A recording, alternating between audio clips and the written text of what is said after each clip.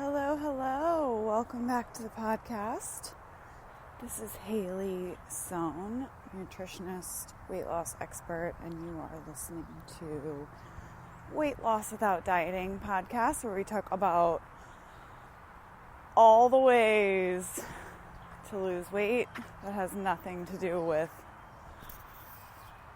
counting, tracking, measuring, weighing, all the traditional diet methods. And today's episode is a really perfect example of that, because we're talking about how to lose weight without being focused on calories. Calories are one of those things that most of us, if we've done traditional diets to lose weight, it's in the back of our mind or the forefront of our mind. I have to be tracking my calories in order to lose weight. I have to know, this exact number and be sticking to it in order to see the scale go down. And today I'm going to walk you through a very effective method for weight loss that is not tracking calories, because I really disagree with this method for so many reasons. So I'm going to talk to you about that and what you can do instead that actually works and that changes your relationship with food in a really positive way. And no, I don't mean you're kumbayaing around your meal. It's more like you have confidence around food. Like you can walk into any food situation and know that, I've got this. I'm not going to overeat no matter what happens. So first I want to share a really good story. So I was at the grocery store last night and this man came up to me and said, "Haley," and I said, "Oh my God, it's Dan, who is a client. He's been with me for less than a year. And in that time, he has lost a significant amount of weight. So much weight that he shared last night, I didn't even know this, that he's going to have the surgery to have excess skin removed. Such a inspiring story that he really went from just feeling out of control around food, like it was impossible. There's nothing that he could do to get himself to a place where he felt like he wasn't overeating all the time, like he wasn't thinking about food all the time. And he really didn't know where to turn. And I'm trying to remember what he had tried before, but I'm sure calories were one of the methods that just didn't work. And so he really devoted himself to the program. He took himself through it. He came to get coached, asked a lot of really good questions, and lost a lot of weight really quickly. I think by the third or fourth month, he was down a couple of pant sizes, 30, 40 pounds, and just feeling really good for the first time and feeling really confident around food. Like he could go to, breakfast meetings with his friends and colleagues, and they could pass around a plate of pastries, and he just really wasn't that interested. Unless he was like, yeah, today I'm going to have a bite of this special one that I really like. For the most part, he was like, yeah, that's not really how I want to feel today. I don't really want to start my day with a pastry. So he really was able to move the needle in that relationship with food to where he is very confident around it. So again, so much so that he just got back from, I think he was on a cruise for 10 days, and he lost weight on vacation. I think he said 9 pounds, which is so incredible. That's what I want for all of you to be able, and like, that's going on that vacation, really enjoying himself, enjoying the food, the special food that was there, while feeling really in control and not overdoing it. Just being able to live his life, eat it, enjoy it, like the food, and move on. That's when you like just see the scale fly down and you're like, I don't even feel like I'm doing anything. Like, I'm still eating all of the things. But you have a completely different relationship with food. So, such a wonderful story, and that is what's possible for all of you. When I tell you people come into this program and, change their relationship with food and lose a bunch of weight, they're not different than you. And I would say a lot of them aren't really sure either.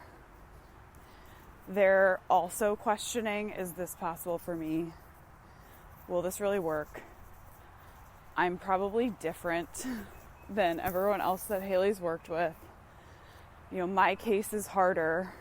It feels so hard for me. I don't know that it can work for me. These clients they have those thoughts too. And they're still able to do this. I had those thoughts too. When I started working on this. I don't know if this is going to work for me. I think I really think about food a lot. But it can work. You are just moving the needle one day at a time, one step at a time, until you are a completely different person around food. Okay, anyways, I offer free weight loss consultations. I will tell you what type of weight loss resistance you're struggling with, which means, why is the scale stuck? Why is it not moving down, even though you're trying different diets, even though you're doing this, that, the other? Nothing seems to be working. You feel really frustrated. Don't know where your motivation went. Or you're eating really healthy and you just don't weigh what you want. You still have like 10, 20 pounds to lose. Like, what gives? That's what this call is about. So it's a free call. I'm going to tell you where you're stuck and why and what you can do in order to start losing weight. I'll put the link to book yours in the show notes. Okay. So, how to lose weight without being focused on calories. So, by the way, you're on a walk with me right now. I am 35 weeks pregnant, I think. So I'm huffing and puffing a little bit. I'm out early. It's like 6:30 in the morning. So it's not super hot yet. So hopefully my labored breathing isn't too bad. But just a heads up, if you hear cars, birds, or me panting, that's why. All right, so how to lose weight without being focused on calories. These are 3 things that you can do in order to lose weight, not counting calories. So first and foremost, what you eat, when you eat, and how much you eat is much more important than the calories. I'm going to say that again because it's basically, I'm saying what I'm talking about here is calories in a way, but I'm putting it into a different context that is much more important than simply counting the number of calories. So the type of food that you're eating, when you're eating it, and how much of it you're eating is more important than calories. And the reason I basically say that calories are important in a way, but not just for the number, is because your body is going to tell you what that calorie marker is but not when you're simply sitting around counting the number of calories that you're eating. The reason that way doesn't work is because it doesn't take into consideration, first and foremost, the quality of the calories. So I see this a lot with people who have done Weight Watchers, where they're counting the points. And the points, obviously that's not calories, but it is correlated to what that food is and, you know, how many calories it has. I think they take macros into consideration when they build the points, but it's kind of a similar thing. So you have a limited number of points every day. And what I see with people who have done Weight Watchers is they're really trying to save up their points for like ice cream or mac and cheese, you know, some sort of like splurge meal. And they're, you know, skipping breakfast, lunch, drinking probably, I used to see those, you know, like Diet Cokes or those like artificial sweetener stick things that you mix in your water a lot. You know, they're like chugging that all day and then having like mac and cheese for dinner to stick to their points. They're not taking quality into consideration at all. And that is really important. So what your body, if we stop thinking about calories and points and we start asking our body how many calories is actually working for you, that is so much more effective. And the way that we ask that is, what foods should I eat? When should I eat? And how much? If we simply ask our body those questions, we start to get really good answers. And when I say ask your body those questions, what I mean is when you're eating, keeping in mind, how does this food make me feel? How do I feel while I'm eating it? How do I feel after the meal? How do I feel later that day?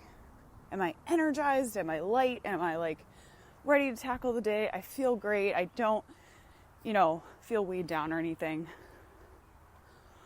Or do I feel stodgy, bloated, my fingers swell up, I'm tired, I'm groggy, I have a, you know, like greasy taste in my mouth, I get a breakout, I have gas.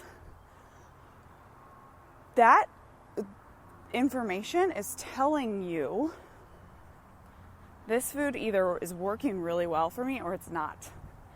And the only way to know, by the way, it's not by asking a professional's opinion about the food. It's by asking yourself. Because every body is different in how it digests food. Your microbiome, your metabolism, your hormones, those are all individual to you. So you have to be able to tell me, the professional, yeah, that doesn't work for me. If I said, eat salads, you just need to eat salads, it'll fix everything, you're going to lose a bunch of weight, you might come back and say, you know, it just doesn't digest that well. It doesn't feel that good for me. This isn't working for me. It really doesn't matter, like, my opinion. What matters is what your body's telling you. And so, you know, some of those more indulgent foods like mac and cheese, let's just say that might taste really good, but it might not feel very good. And a lot of times those indulgent foods don't feel very good when we pay attention. Right now you're eating them without paying attention. You're eating them feeling guilt, feeling justified, feeling, you know, cut off, like you're just going to eat as fast as you can and eat as much as you can because it's a special time and you don't want to have to stop yourself.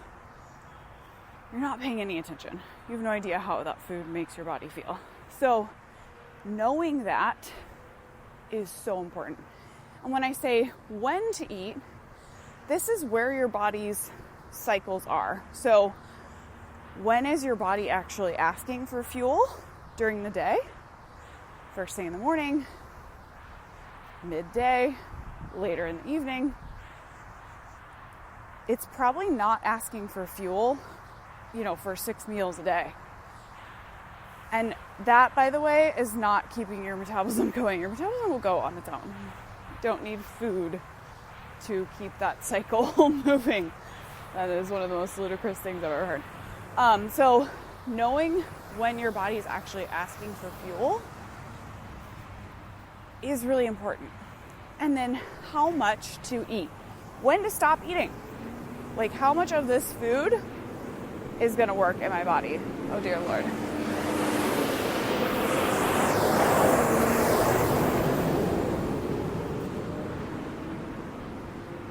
I'm sure you heard that. It's trash day, I guess. So when to eat, when your body's actually asking for fuel, and then how much fuel to eat. And how much will also depend on what you're eating. Some foods you'll be able to eat more of before you feel full or before you feel satisfied. And some foods are going to be a lot less. And again, that satisfied feeling also plays into like, when does this food start to make me feel tired and bloated and sick? When does it really satiate my taste buds? Something really intense like ice cream might be just a couple of bites and you're like, okay, I'm done. Something much more mild like salmon might be able to eat a lot more before you really feel like you're satiated, like, okay, I'm done eating now. These 3 things are essentially your body's way of telling you how many calories it needs. And by the way, going back to that hormones and metabolism, every body is different. Every body has a different calorie requirement. And that calorie requirement changes every single day. Depending on how active you are, how stressed you are, how you slept, what you ate yesterday. It changes all the time. So sticking to one caloric number also is not effective. And soapbox moment. But when we do that, when we simply say, I'm going to stick to 1,200 calories a day, restrict myself down to that, what we find again is we're reaching for those foods that oftentimes, I'm going to say, because not everybody's in this boat, but oftentimes we'll find ourselves saving those calories for a bag of chips instead of having an apple. Because I got to save it, and chips sound better than an apple because I'm not really hungry. Like, all of those things play into that. And when we go about it from that side of calories only, we find ourselves having these off days where I'm not counting calories today. I'm basically just eating a bunch of crap and then feeling like crap and then pretending it didn't happen and trying to move on by restricting again the next day. Now, sometimes we're in this boat of we eat healthy, we do watch our calories, but we still don't weigh what we want.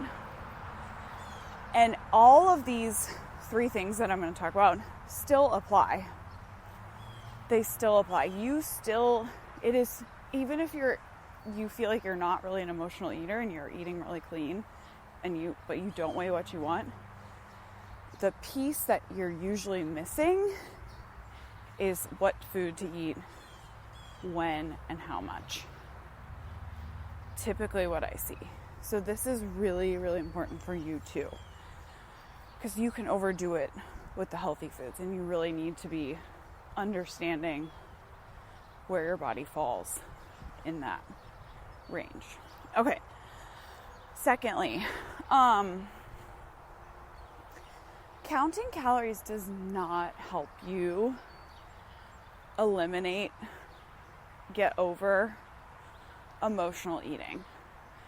And when I say emotional eating, I'm lumping in stress, excitement, justification. So emotional eating doesn't necessarily just mean that you're like crying into some ice cream, that you're overeating when you're like in an extreme emotional state. What most people find for emotional eating is that it's coming up in kind of like these blah emotions, like boredom, loneliness.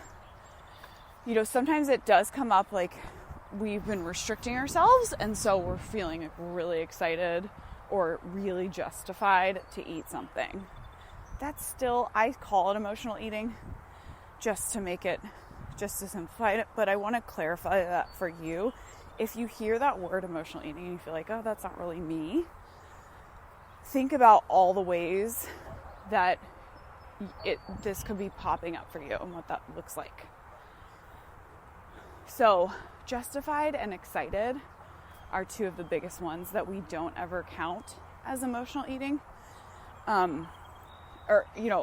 Like eating because of an emotion. But those pop up for almost everybody.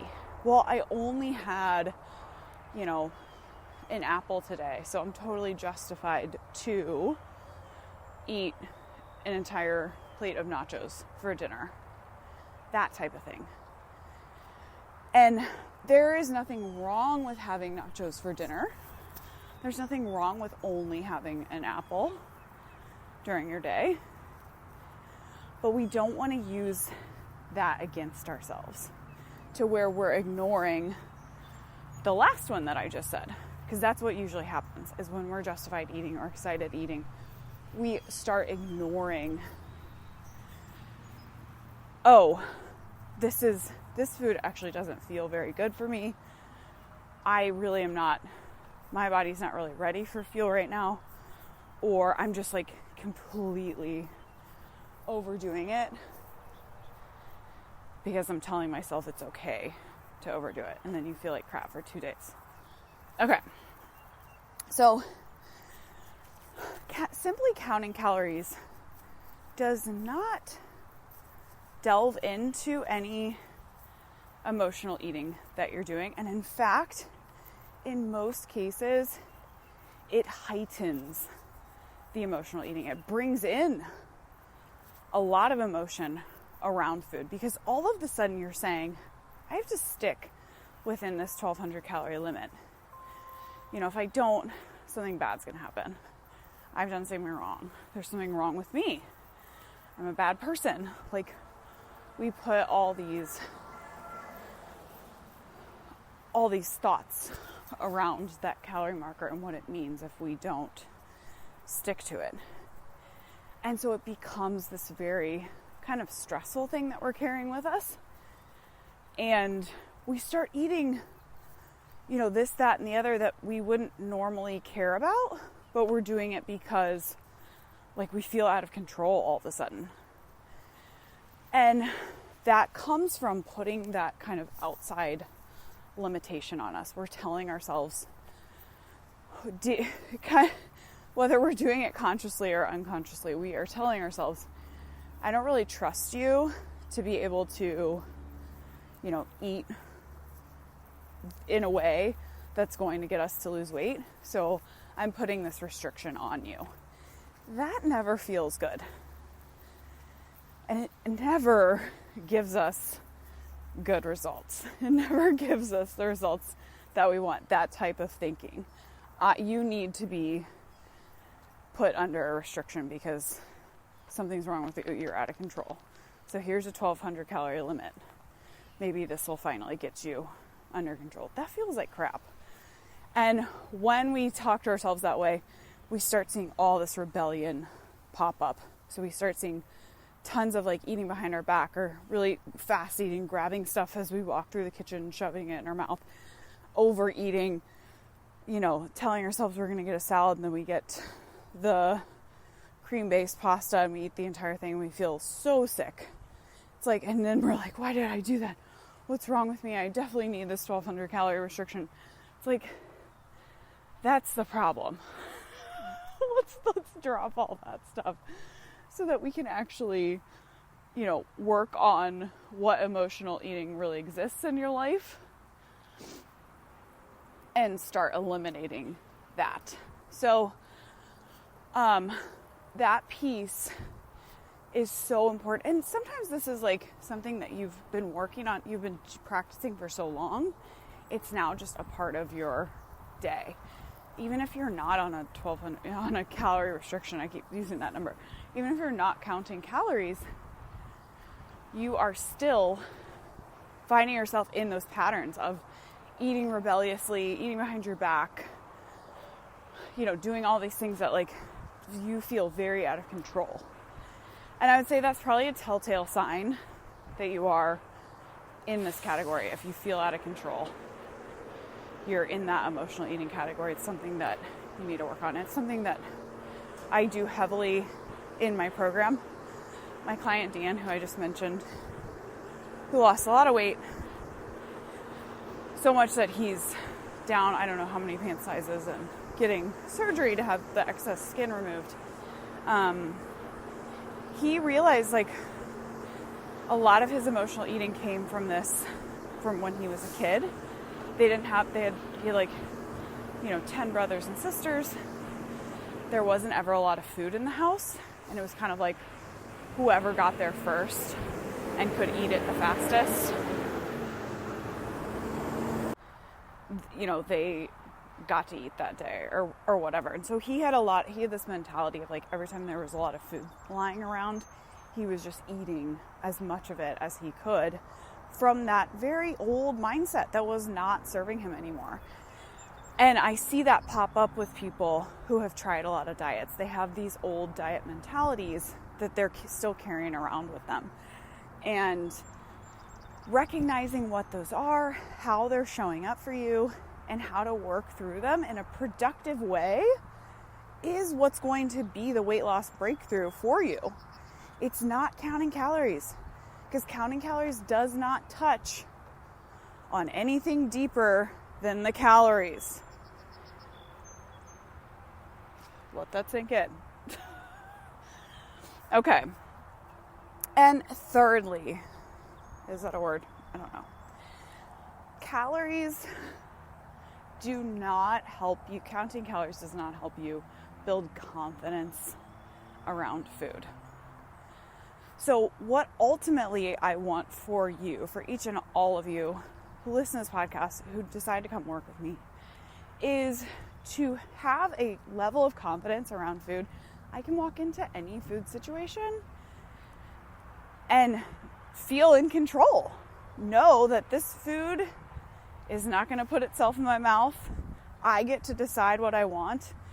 And I think a lot of us walk into those situations and we feel doubtful and worried to start, or we feel really excited and justified. And what happens is we overeat on both sides of that needle. All of this food looks good. Oh my gosh, what an opportunity. I get to taste all of these things. I'm gonna have everything.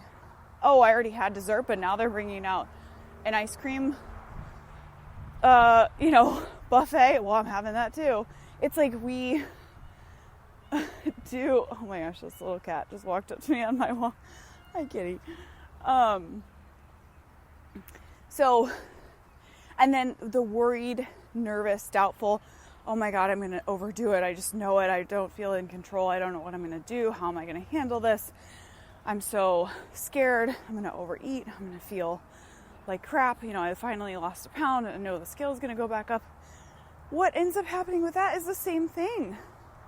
We feel so helpless in that situation. We're like, I'm just going to eat whatever. We start out with a plate of like carrot sticks and we're like, I don't like carrot sticks. F it. I'm getting a piece of cake. Like, we still have that same outcome of eating a bunch of stuff that we didn't really intend to eat, that doesn't really feel very good. And in no part of any of these scenarios are we actually enjoying anything. For the most part, we're pretty checked out from what the food tastes like and how it feels. We're not enjoying ourselves at the party. We're just thinking about the food. We're not focused on the people and the good time. We're just obsessing about the food. And we also don't come home feeling good about how we handled it. So what I want for you is to walk into that situation and be like, yeah, I love this appetizer that they have here. I'm going to have some of that. I'm going to really enjoy it. I'm going to move on. I'm not going to think about this anymore. And that was like, again, I shared Dan went on, I think he said it was like a 10-day cruise. And maybe if he listens to this and he's like, what is she talking about? That wasn't me. Then I'm referring to a different client. But I think he said he went on a longer vacation and lost like 9 pounds on the vacation. And especially a cruise, you're kind of like, you're there and there's food. What else? It's always in front of you. There's no escaping it. And to go on that and really feel so confident that you lose that much weight, you're really focused on the people that you're with, the time that you're having, the experiences that you're getting to enjoy. You're not thinking about the food. You're not obsessing about it. You know, you're having your indulgence that you really enjoy. It's amazing. But you're not like dwelling on it and thinking about it and obsessing over it. You just get to move on. You just get to eat it and continue on with your day. That's what we all want, is to be able to live our lives and weigh what we want. We want to be able to go to Italy, have pasta and wine and bread and cheese, and not feel like crap about ourselves. Not physically feel like crap. To know like we can eat those things and go about our life, weighing what we want. So that's where this comes into play, is having that confidence around food, knowing that I'm in control here. And, you know, most of this food doesn't actually appeal to me if I slow myself down, if I get myself out of this heightened emotional state and just into confidence and calm. I realize I don't like a lot of this stuff. I don't want to eat all of this. It's not even good. I think I shared recently, Morning. This is what happens when you podcast and walk. There's cats and neighbors driving by in golf carts. I went on vacation and we had this breakfast buffet with these pastries, and definitely more into sweets when I'm pregnant. But I really realized like these pastries are crap. They came out of a plastic container. I didn't even like this stuff. Like, I don't want to eat this. Oh God, the trash truck again.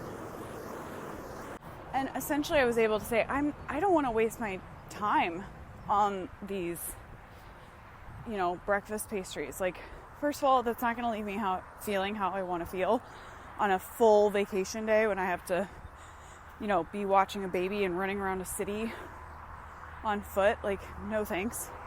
And secondly, these aren't even going to be good. So I remember I was not partaking in them. And then we went out to dinner one night to this Italian place, and they had like homemade real tiramisu, and it was so good. And that's a moment where you are enjoying that, and you're like, this wouldn't taste as good right now if I'd had one of those stupid gross pastries at breakfast. Like, that is worth it. That really incredible homemade tiramisu where every aspect is homemade versus a pastry that comes in plastic. Like, that's what it's about. And having that confidence to say no to something, knowing that you love that decision. You're super hyped on that. That was the best thing you could have done for yourself. So, and counting calories, again, does not build confidence around food. It just reinforces that somebody else knows what you should be doing, but not you. You're not to be trusted. And confidence is the opposite. Confidence is full trust in yourself. It's the opposite of dieting. Confidence in yourself and your ability to stop eating when you're satiated, or skip the snack that you packed because your body's really not wanting any fuel right now, is full trust in yourself. It's not repeatedly telling yourself, I need somebody else to tell me what to do and to fix this for me. And I'm going to kind of close this out by saying, a lot of you, when you come to me, are, but I do need that. I do need somebody to help me. And yeah, you do. I agree with you 100%. But I'm going to help you in a different way. I'm going to help you in the way that teaches you each of these 3 things that we just talked about, not in a way that reinforces to you that you're not to be trusted and that you're not built for this to work. I'm going to teach you how to trust yourself and how to not be me anymore, how to build that confidence in yourself so that you get to say bye-bye to me at the end of our time together and know that weight's never coming back. And that's exactly what Dan said to me last night. He actually hasn't come to coaching in I don't know, a month or 2. He's still working the program, but he's just like, I just don't, need coaching right now. Like, I'm not stumbling on anything. I just have so much confidence in myself. It's just like reinforcing the stuff that you already taught me. So yes, I teach you everything that you need to know. I give you the tools, but I don't fish for you. I teach you how to fish. And then once you know how to do that, you get to go out and be the best fisherman ever, and you don't need me anymore. And that's what I want for all of you. So if you're thinking, I really do need somebody to tell me what to do, I will tell you what to do. I will give you the tools that show you exactly what to do. And then you get to practice them and go out and be that new person for yourself. All right, y'all. I'll see you on the next episode. Bye-bye.